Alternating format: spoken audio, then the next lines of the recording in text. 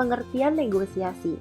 Secara sederhana, negosiasi adalah perundingan, musyawarah, dan mufakat. Negosiasi merupakan komunikasi dua arah tanpa melibatkan pihak ketiga. Kamus Hukum mengartikan negosiasi adalah proses tawar-menawar dengan jalan berembuk untuk memberi atau menerima dengan maksud untuk mencapai kesepakatan bersama antara satu pihak dengan pihak lain baik secara individual maupun kelompok. Dan negosiasi juga diartikan sebagai penyelesaian permasalahan secara damai melalui perundingan antara pihak-pihak yang berselisih. Negosiasi biasanya digunakan dalam sengketa yang tidak terlalu pelik, di mana para pihak masih beritikat baik untuk duduk bersama untuk memecahkan masalah. Orang yang melakukan negosiasi disebut dengan negosiator. Hasil akhir dari negosiasi ini dituangkan dalam suatu perjanjian tertulis untuk dilaksanakan oleh para pihak. Rujuk pada pasal 6 ayat 7 dan 8 Undang-Undang Nomor 30 Tahun 99, kesepakatan yang telah dibuat dalam bentuk tertulis mengikat para pihak untuk dilaksanakan dengan itikat baik dan didaftarkan ke pengadilan negeri dalam waktu paling lama 30 hari sejak penandatanganan. Pelaksanaan hasil kesepakatan tersebut wajib dilakukan paling lambat 30 hari setelah didaftarkan ke pengadilan negeri. Selanjutnya ada prinsip negosiasi. Yang pertama ada trust atau kepercayaan atau amanah dan verifikasi. Yang kedua ada memisahkan masalah pribadi dan masalah yang sedang dihadapi. Yang ketiga fokuskan pada substansi, common interest or compatible interest, bukan posisi. Yang keempat ada kreatif mencari option. Yang kelima ada keterbukaan, kejujuran, dan keadilan berdasar kriteria objektif. Dan yang terakhir ada jauh dari sikap manipulatif. Teknik negosiasi. Yang pertama, teknik negosiasi kompetitif. Unsur-unsurnya sebagai berikut. Yang pertama, mengajukan permintaan awal yang tinggi di awal negosiasi. Yang kedua, menjaga tuntutan agar tetap tinggi sepanjang proses negosiasi. Yang ketiga, konsensi yang diberikan sangat langka dan terbatas. Yang keempat, secara psikologis, perunding menganggap perunding yang lain sebagai musuh atau lawan. Yang kelima, menggunakan cara yang berlebihan, bahkan melempar tuduhan dengan tujuan menciptakan ketegangan dan tekanan pada pihak lawan. Yang kedua, teknik negosiasi komparatif. Teknik ini menganggap lawan bukan sebagai musuh, tapi sebagai mitra kerja untuk menjajaki kepentingan nilai-nilai bersama. Hasil yang ingin dicapai adalah penyelesaian sengketa yang adil berdasarkan analisis objektif dan fakta hukum yang jelas. Yang ketiga, teknik negosiasi lunak dan keras. Teknik negosiasi lunak menempatkan hubungan baik antara pihak, mengandung resiko melahirkan kesepakatan yang bersifat semu serta menghasilkan pola menang-kalah. Teknik ini memiliki resiko apabila menghadapi seseorang yang menggunakan teknik keras bersifat dominan. Perunding keras berusaha memberikan konsensi dengan menggunakan ancaman. Di lain pihak, perunding lunak akan memberikan konsensi untuk sekedar mencegah konfrontasi, sehingga menghasilkan kesepakatan dengan pola menang atau kalah.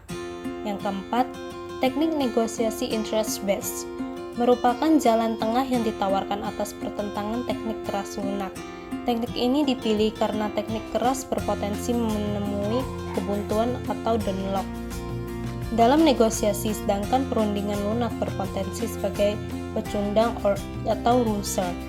Potensi resiko ini adalah hasil kesepakatan semu sehingga kemungkinan salah satu pihak menyadari ketidakwajaran di kemudian hari dan tidak mau melaksanakan perjanjian yang disepakati.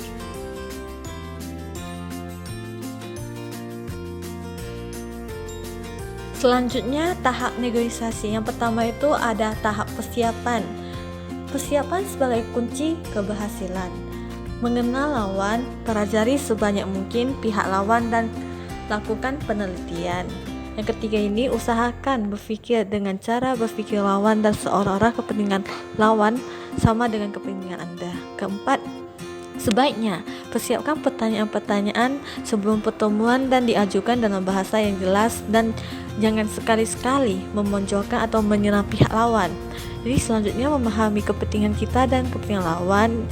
identifikasi masalah, apa masalah tersebut menjadi masalah bersama, menyiapkan agenda ruang dan konsumsi, menyiapkan tim dan strategi, menentukan BTA atau alternatif lain atau harga dasar. Yang kedua itu tahap orientasi dengan mengatur posisi, bertukar informasi, saling menjelaskan permasalahan dan kebutuhan, mengajukan tawaran awal. Yang ketiga ini tahap pemberian konsesi atau tawar-menawar. Para pihak saling menyampaikan tawaran, menjelaskan alasan dan membujuk pihak lain untuk menerimanya. Dapat menawarkan konsesi, tapi pastikan kita memperoleh sesuatu sebagai imbalannya. Mencoba memahami pemikiran pihak lawan, mengidentifikasi kebutuhan bersama, mengembangkan dan mendiskusiakan opsi-opsi penyelesaian. Yang terakhir ini tahap penutup, mengevaluasi opsi-opsi berdasarkan kriteria objektif. Yang terakhir ini kesempatan hanya menguntungkan bila tidak ada lagi opsi lain yang lebih baik. Bila tidak berhasil mencari kesepakatan, membatalkannya komitmen atau menyatakan tidak ada komitmen.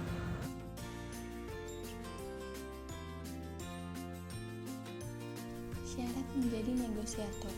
Yang pertama yaitu berkepribadian mantap dan penuh percaya diri, tidak sombong, bersikap simpatik, ramah dan sopan, disiplin dan memiliki prinsip, komunikatif, wawasan dan pengetahuan yang luas, cepat membaca situasi dan jeli menangkap peluang, ulet, sabar dan tidak mudah putus asa, akomodatif dan kompromis, berpikir positif dan optimis, dapat mengendalikan emosi, berpikir jauh ke depan, dan memiliki selera humor. Kelebihan dan kelemahan negosiasi. Kelebihan negosiasi yang pertama, mengetahui pandangan pihak lawan, kesempatan mengutarakan isi hati untuk didengar pihak lawan, memungkinkan sengketa secara bersama-sama, mengupayakan solusi terbaik yang dapat diterima oleh kedua belah pihak, tidak terikat kepada kebenaran fakta atau masalah hukum, dan dapat diadakan dan diakhiri sewaktu-waktu. Kelemahan dari negosiasi sendiri tidak dapat berjalan tanpa adanya kesepakatan dari kedua belah pihak. Tidak efektif jika dilakukan oleh pihak yang tidak berwenang mengambil kesepakatan. Sulit berjalan apabila posisi para pihak tidak seimbang. Memungkinkan diadakan untuk menunda penyelesaian untuk mengetahui informasi yang dirahasiakan lawan. Dapat membuka kekuatan dan kelemahan salah satu pihak dan dapat membuat kesepakatan yang kurang menguntungkan.